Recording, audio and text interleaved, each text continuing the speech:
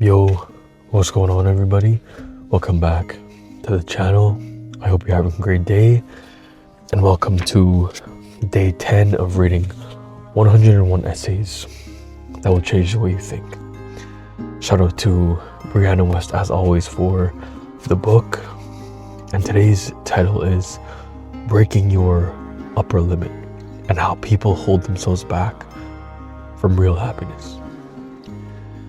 Most people don't want to be happy, which is why they aren't. They just don't realize this is the case. People are programmed to chase their foremost desire at almost any cost.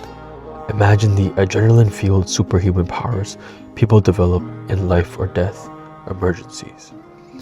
It's just a matter of what the foremost desire is. Often enough, it's comfort or familiarity.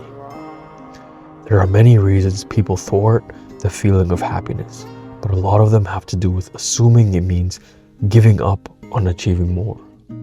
Nobody wants to believe happiness is a choice, because that puts responsibility in their hands. It's the same reason people self-pity, to delay action, to make an outcry to the universe, as though the more they state how bad things are, the more likely it is that someone else will change them. Happiness is not a rush of positive emotion elicited by random events that affirm the way you think something should go. Not sustainable happiness anyway. The real stuff is the product of an intentional, mindful, daily practice, and it begins with choosing to commit to it. Everybody has a happiness tolerance, an upper limit. As Gay Hendricks coins it, it is the capacity for which we allow ourselves to feel good. Other psychologists call it the baseline, the amount of happiness we naturally feel, and eventually revert back to. Even if certain events or circumstances shift us temporarily, the reason we don't allow those shifts to become baselines is because of the upper limit. As soon as our circumstances extend beyond the amount of happiness we're accustomed to and comfortable feeling, we unconsciously begin to self-sabotage. We are programmed to seek what we've known. So even though we think we're after happiness, we're actually trying to find whatever we're most accustomed to. And we project that on whatever actually exists, over and over again. These are a few of many psychological impediments that hold us back from the emotional lives we claim to want. Here are a few others. Number 1, everybody has a limited tolerance for feeling good. When things go beyond that limit, we sabotage ourselves so we can return to our comfort zones. The tired cliche of stepping outside them serves a crucial purpose. It makes people comfortable with discomfort, which is the gateway to expanding their tolerance for happiness. There are these YouTubers that I like to watch called Yes Theory, and their whole slogan, their motto, the way of life is seek discomfort, because change and freedom is on the other side of discomfort. We have to choose things that will constantly make us uncomfortable, because the lives that we live, especially in Western society, are very comfort oriented. If you're not comfortable, get comfortable. If you're not comfortable, then something is wrong. But just by putting ourselves in situations that make us uncomfortable, by seeking that discomfort, that's how we grow, and that's how that ceiling, that baseline of happiness goes up and up. Because our baseline is here, what we're comfortable with. But if we keep on pushing past the baseline, then the baseline goes up and up. It's like if you're lifting weights and you're stuck at a certain weight, but you never actually put yourself in uncomfortable positions and go until failure. That's why you're stuck at a certain weight and you're plateauing, because you're not seeking discomfort, because you're not going through and pushing through the pain and the struggle. Number 2, there is a likability limit that people like to remain under. Everybody has a level of success that they perceive to be admirable and unthreatening to others. Most things people do are in an effort to earn love, Many desires, dreams, and ambitions are built out of a space of severe lack.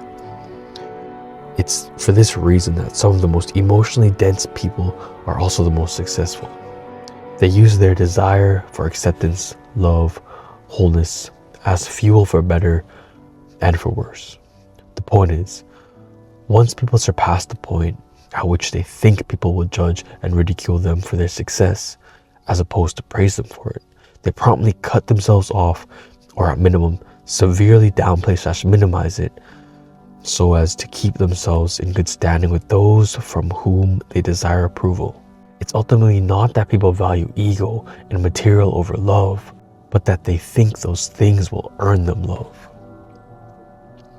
So people will self-sabotage because they don't want to seem as overachievers. They don't want to look like tryhards. They don't want to put themselves in a different level. But we can't keep doing things for the sake of love. Because if you do things for love, then you're going to get hate. And if you do it only for the approval of other people, only for other people to show you love, for other people to praise you for your good actions, your good deeds, whatever you succeed in or whatever you do well in, people will only give you credit until they envy you. And after they envy you, that's when a lot of people stop. But we can't have those people in our life in the first place. The people who won't give you props and will feel jealous and will judge you just because you're doing way better than them, those people should not be in our life in the first place. We should not even do things for the approval and for the love of other people. And that's why you're not happy, because you're staying under the likability, the likability limit. Because you want to be successful, but you still want to be loved by everybody. You want the approval of all these people, so you stop at a certain level. But you have to keep on going and going, because that's what's going to make you happy. The things that you achieve for yourself, not for love, not for approval, but for you. Number 3, most prefer the comfort of what they've known to the vulnerability of what they don't. Even when what they don't is objectively much better. If we redefine happiness in terms of what human beings innately desire, comfort, inclusiveness, a sense of purpose, we can then make the choice to seek comfort from things that are ultimately aligned with what we want to achieve. Everything comes back to comfort. You always go back to what is comfortable, whether that's going back to that toxic relationship, going back to that negative behavior.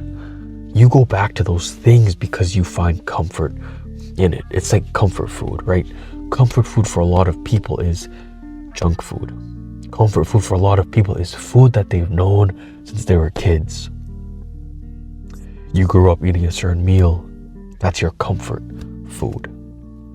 But if you only eat the comfort food, you'll never expand your horizons. You'll never expand your palate.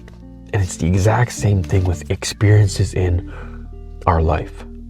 You don't want to be uncomfortable, so you don't put yourself in uncomfortable positions. You don't want to experience different things because it's new. Because of that uncertainty level, it makes you uncomfortable. But by you only going back to what's comfortable, you're stopping yourself from all these new experiences. You're stopping yourself from ever achieving certain things in your life, because in order to get there is uncomfortable. The path to get to your goals, the path to get to your dreams is uncomfortable. Number 4, many people are afraid that being happy equals giving up on achieving more. Happiness is, in an essential form, acceptance. It's arriving at the end goal, passing the finish line, letting the wave of accomplishments wash over you. Deciding to be that way every day can make it seem as though the race is already over. So we subconsciously associate happiness and acceptance with giving up. But the opposite is true. The path to a greater life is not suffering until you achieve something, but letting bits and pieces of joy and gratitude and meaning and purpose gradually build bit by bit. So this is just being grateful for every step in your journey. It's always moving forward, always wanting more for your life, but being happy, being grateful in the everyday, in the step by step, building things brick by brick, being happy with every single brick that you build, not just the end result, not just the house that you built, but every brick that you lay every single day. You're happy about it. You're happy about it because a lot of people are like, once I finish building that house, then I'll be happy, then I can rest. But you have to keep on building on it, on and on, brick by brick. Number 5, people delay action once they know truth. And the interim between knowing and doing is a space where suffering thrives.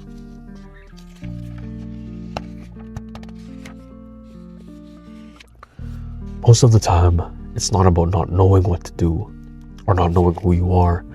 It's about the resistance between what's right and what's easy, what's best in the long versus short term. We hear our instincts, we just don't listen. This is the single most common root of discomfort, the space between knowing and doing. We're culturally addicted to procrastination, but we're also just as enamored by deflection. By not acting immediately, we think we're creating space for the truth to shift, when we're really only creating discomfort so that we can sense it more completely, though we're suffering needlessly in the process. You just have to act. You can't let yourself think, and you can't let yourself talk yourself out of doing things, because you know that it's going to be uncomfortable. You know that if I start this run, it's going to be uncomfortable. So you would rather let the truth sink in. And the truth is, I'm going to be uncomfortable. This is going to be painful. I'm going to be tired. I'm not going to want to do this. But you can't let yourself think about the truth of what's going to happen and just do it. Just go on the run. Just start whatever it is that you want to do, because you're letting the truth sit in. Number 6, people believe that apathy is safety. We're all afraid of losing the pieces and people that make up our lives. Some people try to cut ahead of the pain curve and don't let themselves feel as though they wanted or liked those things in the first place. The undercurrent here is the sense that everything ends and all is impermanent. And while those things are more or less true, there's something just slightly truer. It is that death gives us meaning. It is that death gives life meaning. It's the fact that we can lose what we have that makes it sacred and precious and wonderful. It's not about what pain you suffer, it's about what you suffer for. You can choose to cut yourself off from feeling good so as to buffer the sense of loss and suffer from numbness. Or you can have an incredible life and mourn wildly when it's over. But at least there was a means to that end. What makes life valuable is that we can lose it. What makes everything in life valuable is that we can lose it, because if you knew something was permanent, you wouldn't hold on to it as tight. If you knew something was guaranteed, you wouldn't really care about it. But it's the things that you can't have, the things that you know are going to go away, you hold on to even more. So stop just saying, I don't care about things. I don't care about it. I never cared about it. I feel like a lot of people do that. I'm someone who does this a lot, especially with friendships and relationships. I have the I never cared mindset. But if you have the never cared mindset, then you don't truly get to live, because the point of loving is that you lose it. Everything you love, you lose, and that's why it's so special. That's why you have to love hard, because you can lose it at any moment. Number 7, few know how to practice feeling good, or why it's necessary. It is the most essential to raising your upper limit, augmenting your baseline, and ultimately assimilating to the new chapters of your life without destroying them out of familiarity. Practicing feeling good is simply taking a moment to literally let yourself feel. Extend that rush just a few seconds longer. Meditate on some things you're grateful for and let it wash over you as much as possible. Seek what's positive, and you'll find that your threshold for feeling it expands as you decide it can. Number 8, people think happiness is an emotional response facilitated by a set of circumstances, as opposed to a choice and shift of perception awareness. It seems that the people who are steadfast in their belief that circumstances create happiness are not to be swayed. And that makes sense. It's for the same reason that we buy into it so much. It's easier. It's the way to cut corners on your emotional life. It's seemingly logical and fairly easy to attain. So why not stand by it fiercely? Because it's ultimately false. It maintains that you must wait to feel happy. And as we know, unless you are cultivating your baseline to be all around higher, you'll spend the rest of your life bopping from one perceived high to another. Some of the statistically happiest countries in the world are nearly impoverished. Some of the most notable and peaceful individuals to grace the earth died with only a few cents to their name. The commonality is a sense of purpose, belonging, and love. Things you can choose to feel and cultivate, regardless of physical, material, circumstance. We are not our circumstance. And I feel like a lot of people think that. They think, when I get to this position in my life, then I'll be happy. When I get into a relationship, then I'll be happy. When I go on that vacation, I'll be happy. But you need to choose to be happy and not waiting for a certain season of your life in order to be happy, not waiting until you get a certain thing in order to be happy, because you need to be happy wherever you are. Happiness is not an emotional response to environment. It's not an emotional response to circumstance. Number 9, most people don't know that it's possible to shift their baseline, since it's always framed in a way of being how one naturally is. If I've heard it once, I've heard it 1,000 times. The woman with anxiety who says, "It's just the way I am." The man with a dozen irrational fears who attributes them to his personality. The thing that nothing has to be an essential part of you unless you decide it is. Least of all anxiety and fear. In fact, those things are never essentially part of who someone is. They are learned behaviors. They are ego reactions that go unchecked. They are flashing lights and waving flags from our innermost selves that something's not right. But we're avoiding making the shift, mostly by deflecting it on these circumstances being out of our control. I see this happen a lot, and I tend to do this a lot. This is the way I am. This is who I am. This is how I was raised. A lot of us, we hide behind those words. We hide behind those sayings. This is just me. I can't do anything about it. But a lot of these behaviors, you learned it somewhere. You learned it from someone. A lot of the time it's your parents, your siblings, friends that you grew up with. You learned anxiety. You learned fears. You learned all these different things that can be unlearned. It's the way that you maybe are wired, since it was instilled in you since you were such a little kid. It was the way you're wired. But understanding that just because you're wired a certain way doesn't mean that you can't rewire yourself. Yes, it's a hard process. It's a process that takes a lot of time and intention. But that's not who you are, because you can rewire certain aspects of your life. So stop just saying that's who I am. This is the person that I am. The things that you claim to be who you are learned behaviors. You're a product of your environment, and that's okay, it's fine, but you can't keep blaming your environment. You can't keep putting the responsibility on someone else, and you have to take responsibility for yourself. And that's why you're not happy. Number 10, people believe that suffering makes them worthy. To have wonderful things in our lives without having suffered for them somehow translates to us feeling as though we haven't truly earned them, and therefore they are not completely ours. On the flip side, the idea that beautiful, joyous things could simply be ours without any conscious creation of them on our part is terrifying, because the opposite could just as well be true. I resonate with this point a lot because I feel like if you didn't work for something, if there was no cost, if you didn't have to sacrifice anything, then is it really yours?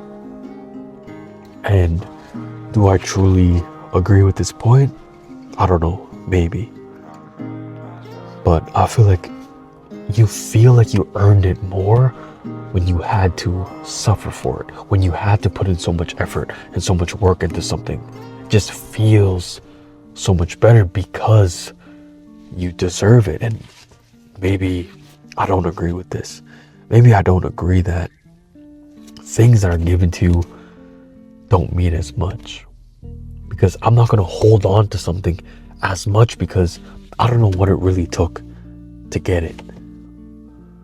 Because when you work for something, when you earn it, and when you suffer for something, you understand the cost. You understand the cost of it, and you'll value it and hold on to it tighter than if it was just given to you. It's like if you spent a year working on something versus you only spent 6 months. I feel like the person who spent a year will be so much more grateful for it and will cherish it and will love it so much more than the person who got it in 6 months. The person who only took a month to get to a certain thing, will they value it as much? Number 11, many people believe they can beat fear to the finish line. Worry is the Western cultural pastime, and it's ultimately a deflection from the fact that we buoy between extremes, not caring about anything or caring so much about one thing. It can break us altogether. Worrying conditions us to the worst possible outcomes, so they don't cause as much pain if they come to pass. We're thinking through every irrational possibility so we can account for it, prepare for it, before it surprises us. We try to imagine every bad thing a person could say about us so we're not the first to do it. But this does not change anything. You still won't accept difficult things to arise. You will never know what people are really thinking or how often. You will not be able to prepare to cope with your irrational fears because there's no basis in a reality you could possibly get ready to deal with. You cannot beat fear to the finish line. You are not cheating your way around pain. You're actively pursuing it more and more of it. This is just overthinking, I feel, because a lot of people, they try to think so many steps ahead and they say, okay, I'm prepared for everything. But a lot of the time it will never happen. You have all these conversations in your head. You're like, if they say this bad thing about me, they say this mean thing towards me, then I know exactly how I'm going to handle it. But you're making up scenarios and you're putting so much negative thoughts in your head that it impedes on your happiness. So it's just preparing for the worst, but hoping for the best. Not thinking about what if things go wrong? What if it doesn't work out? Because I feel like a lot of people are like that. It's understanding that if something bad happens, if somebody is mean to me, then I will deal with it. It's not dealing with things before they happen. Number 12, happy people are often perceived as being naive and vulnerable. If nothing else, Happy people are stigmatized as being clueless and ill-informed, and delusionally positive and disconnected from reality.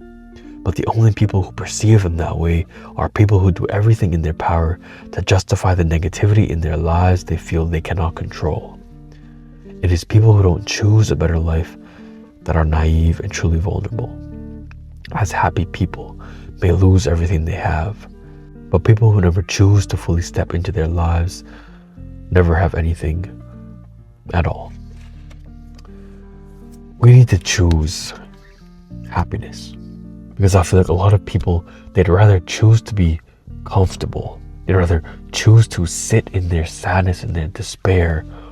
But we have to choose happiness. Choosing happiness is choosing discomfort.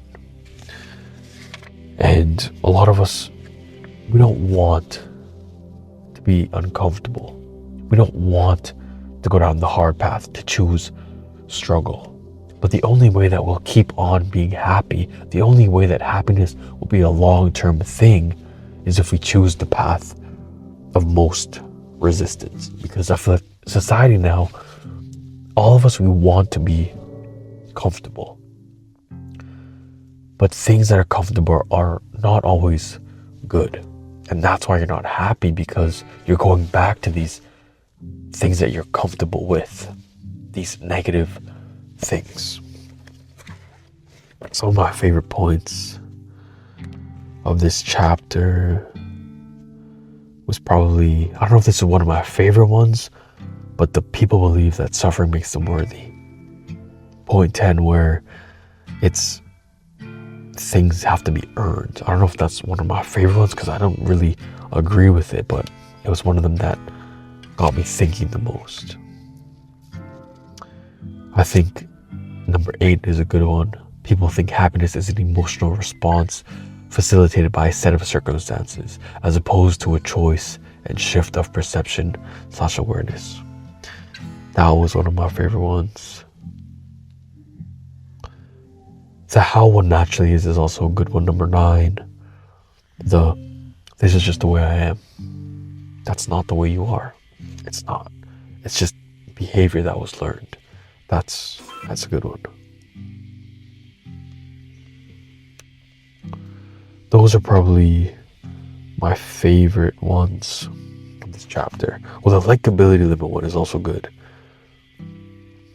We stop working hard because we want to be liked. We stop achieving. We don't want to be overachievers.